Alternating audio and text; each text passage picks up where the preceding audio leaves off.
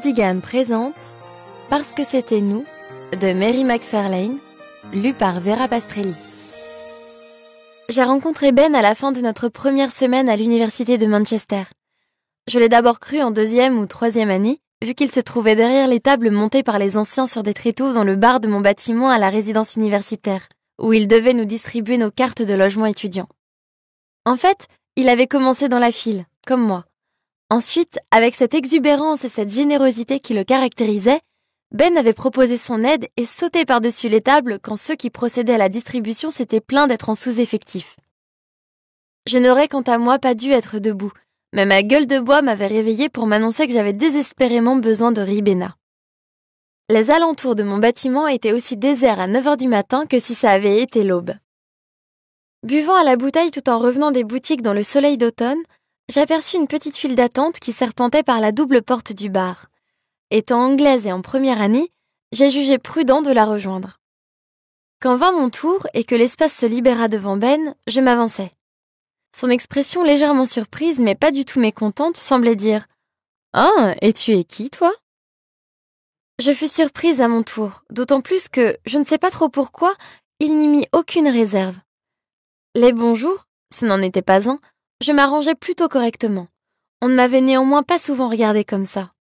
C'était comme si quelqu'un avait lancé la musique sur un signal, ébouriffé mes cheveux, pointé un projecteur sur moi et crié « Action !» Ben n'était pas du tout mon genre. Un peu maigre, un peu stéréotypé avec ses yeux de biche brun et sa mâchoire carrée. Un peu chiant, comme aurait dit Rhys. Il venait d'entrer dans ma vie, ainsi que sa conception arrêtée du monde qui, petit à petit, se substituait à la mienne. À en juger parce que je pouvais voir de sa moitié supérieure, sa tenue de sport laissait supposer qu'il en faisait vraiment. Pour la fille de 18 ans que j'étais, les hommes séduisants jouaient de la guitare, pas au football.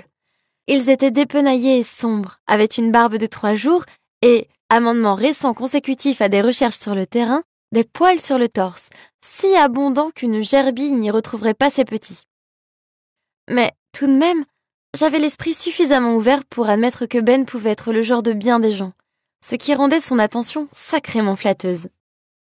Les nuages bas de ma gueule de bois commencèrent à prendre de l'altitude.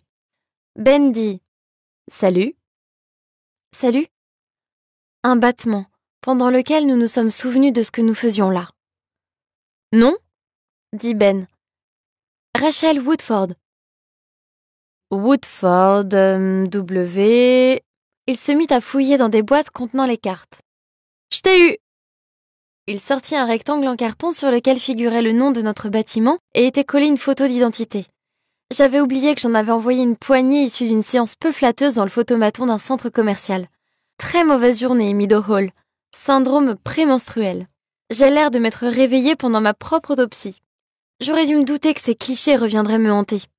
« Ne te moque pas de ma photo », me hâtai-je de dire, ce qui eut l'effet inverse.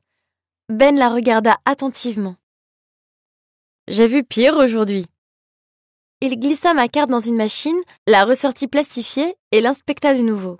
« Je sais, elle est un peu sinistre, » dis-je en tendant la main. « On dirait que j'essaie de pondre un fruit du dragon. » Je ne sais pas ce qu'est un fruit du dragon. Enfin, apparaître un fruit, j'imagine. C'est hérissé de piquant. Ah, ok, ouais. J'imagine que ça doit piquer un peu. Eh bien, on pouvait dire que tout se passait à merveille. Leçon de séduction numéro 101. Débrouillez-vous pour que le prince charmant vous visualise en plein effort sur la cuvette. Au fait, cela était tiré directement de la compile de mes meilleurs succès. Typiquement Rachel, la crème de Rachel. Rachel, tout simplement. Soumise à la pression, la fonction du langage de mon cerveau est aussi imprévisible qu'une machine à sous.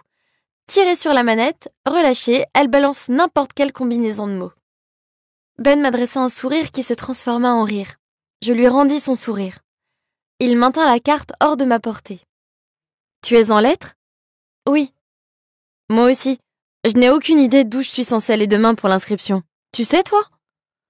Nous convînmes qu'il passerait me chercher le lendemain matin et que nous parcourions ensemble le bâtiment des arts. Je lui griffonnai mon numéro de chambre sur la première chose qui me passa sous la main, à savoir un sous-boc spongieux. Je regrettais d'avoir passé la soirée de la veille à me vernir les ongles chacun d'une couleur différente, ce qui, à la lumière du jour, faisait vraiment idiot. En dessous, j'écrivis « Rachel » en majuscule, avec la même application que si j'avais copié mon nom sur une étiquette pour mon porte-manteau à l'école primaire. « Au sujet de la photo, » dit-il en la prenant. « Tu es bien, mais pense à remonter le siège la prochaine fois. Là, ça fait un peu Ronnie Corbett. » Je la ressors pour vérifier. Effectivement, il y a au moins 100 mètres carrés de blanc au-dessus de ma tête ébouriffée.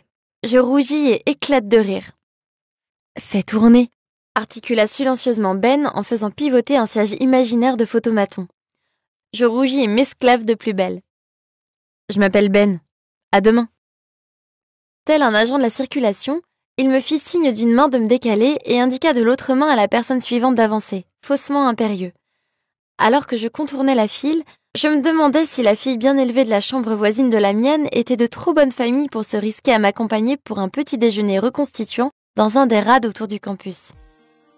Au moment de sortir, sur une impulsion, je jetai un regard vers Ben. Je le surpris en train de me suivre des yeux.